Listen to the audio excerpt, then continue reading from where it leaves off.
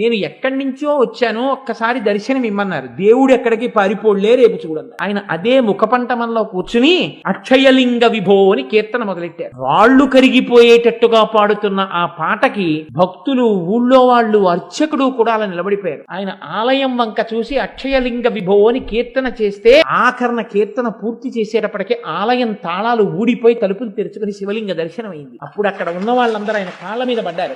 జమీందారులు కనకాభిషేకం చేశారు. ఇలా పుచ్చుకోవడం, అలా పెట్టి తప్ప ఎన్నడూ తనకున్నదా చూసుకునేవారు కాదు. ఒకానొక నాడు ఆయన భార్య ఇంట్లో అన్నం వండడానికి కూడా లేదు, శిష్యులకి ఆకలి. ఇటువంటి స్థితిలో అక్కడే ఉన్న దేవదాసి కమలమ్మ అన్నావిడ్ని పిలిచి, మీ గురువు గారికి లేదని చెప్పడానికి బెంగగా ఉంది, ఇంట్లో బియ్యం కూడా లేవు, భోజనం వేళ అయిపోతోంది, శిష్యులకి ఏం వండి పెట్టనని అడిగారు. అమ్మా మీరు బెంగ పెట్టుకోకండి, నా దగ్గర ఆభరణాలు ఉన్నాయి, గురువు గారి కీర్తి కన్నానా నేను ఈ ఆభరణాలు అమ్మి డబ్బిస్తానంది. ఈ మాటలు చెవిన పడ్డాయి మహానుభావుడికి. ముత్తుస్వామి దీక్షితరు వచ్చి అన్నారు, ఆమె నా బిడ్డ లాంటిది, నా శిష్యురాలు, ఆమె ఆభరణాలు అమ్మించి నేను అన్నం తిన్నా, నాకు ఎవడు కంఠం ఇచ్చాడో వాడు అన్నం పెడతాడు అని వెంటనే ఆయన బయలుదేరి త్యాగరాజస్వామి వారి ఆలయంలో కూర్చుని భగవంతుడి మీద త్యాగరాజం భజరే చిత్త అని కీర్తన చేశారు. ఆయన కీర్తన చేస్తూ పరవశించిపోయి అక్కడ కీర్తన పూర్తయ్యే సమయానికి ఇక్కడికి ఓ 2 ఎడ్ల బండి వచ్చింది ఇంటికి. అమ్మా సత్రంకి రాజోద్యోగులు వస్తున్నారని, 2 నెలలు ఉంటారని సంభారములన్నీ తెప్పించాం, కానీ రాజోద్యోగులు రావట్లేదని కబురు వచ్చింది. మీ ఇంట్లో అయితే అందరూ విద్యార్థులు సంగీతం నేర్చుకుని అన్నం తింటారు, దీక్షితరు వారికి ఇచ్చేద్దామని తీసుకొచ్చామమ్మా, ఈ సంబారాలు దింపండి అని ఇంట్లో పెట్టి వాళ్ళు వెళ్ళిపోయారు. దీక్షితరు వారి కీర్తన చేసి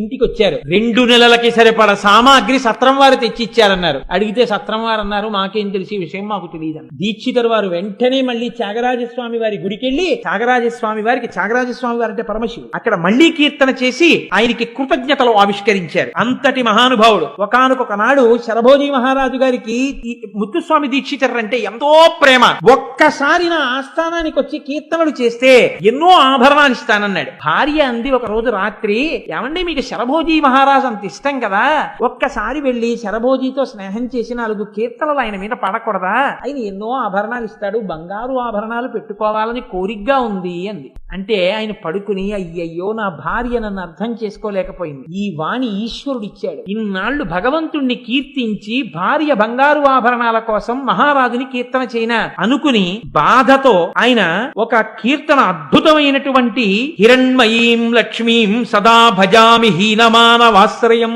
త్యజామి అంటూ కీర్తన చేశారు. చేసి పడుకుని నిద్రపోయారు. నిద్రపోతే ఆయన భార్య కలలోకి సర్వాలంకార శోభిత అయినటువంటి లక్ష్మీదేవి కల్లోకి వచ్చింది. ఓసి పిచ్చిదానా, నీ భర్త వెళ్లి రాజుల్ని సేవించి నీకు ఆభరణాలు తేవాలా,